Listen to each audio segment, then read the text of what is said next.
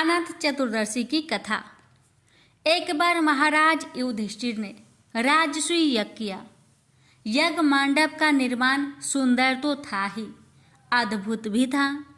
उसमें स्थल में जल और जल में स्थल की भांति होती थी।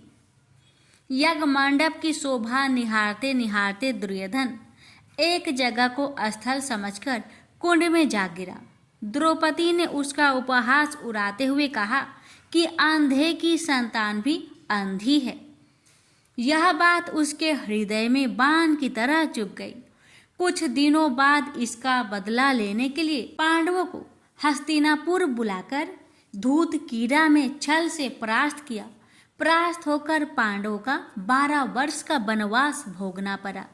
वन में रहते हुए पांडवों को अनेक कष्टों को सहना पड़ा। एक दिन वन में युधिष्ठिर से मिलने भगवान श्री कृष्ण आए। युधिष्ठिर ने उनसे सब वृत्तांत कह सुनाया और उसे दूर करने का उपाय पूछा। तब श्री कृष्ण ने उन्हें भगवान अनंत का व्रत करने की सलाह देकर कहा, इससे तुम्हारा खोया हुआ राज्य फिर प्राप्त हो जाएगा। इसके बाद श्री कृष्ण ने युधिष्ठिर को एक कथा सुनाई। प्राचीन काल में सुमंत नाम के ब्राह्मण के एक सुशीला नाम की कन्या थी। बड़ी होने पर ब्राह्मण ने सुशीला का विवाह कौंडिल्य ऋषि से कर दिया। कौंडिल्य ऋषि सुशीला को लेकर अपने आश्रम को चल दिए। रास्ते में रात हो जाने पर वे नदी तट पर संध्या करने लगे। सुशीला ने वहां पर बहुत सी स्त्रियों को किसी देवता की पूजा करते देखा। सुशीला के पूछने पर उन्होंने विधि पूर्वक अनंत व्रत की महत्ता समझा दी।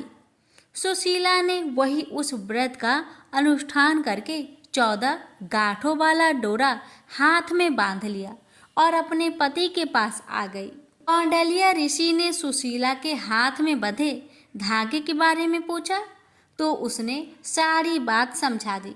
कौंडिल्य सुशीला की बातों से अप्रसन्न हो गए तथा उसके हाथ में बंधे डोरे को अग्नि में डाल दिया। यह अनंत भगवान का अपमान था। कौंडिल्य ऋषि की सुख संपत्ति नष्ट हो गई। सुशीला ने इसका कारण डोरे की जलने की बात दोहराई। पश्चाताप करते हुए ऋषि भगवान अनंत की खोज में वन में चले गए। जब वे भटकते भटकते निराश होकर गिर पड़े और बेहोश हो गए तो भगवान अनंत दर्शन देकर बोले, हे कौंडिल्य, मेरे अपमान के कारण ही तुम्हारे ऊपर यह मुसीबतों का पहाड़ टूटा है।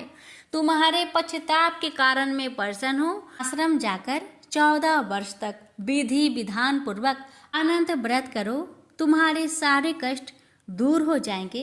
कौंडिल्य ने वैसा ही किया। उन्हें सारे कष्टों से मुक्ति मिल गई। श्री कृष्ण की आज्ञा मानकर युधिष्ठिर ने अनंत भगवान का व्रत किया। इसके प्रभाव से पांडवों को महाभारत युद्ध में विजय प्राप्त हुई। प्रेम से बोलिए अनंत भगवान की जय।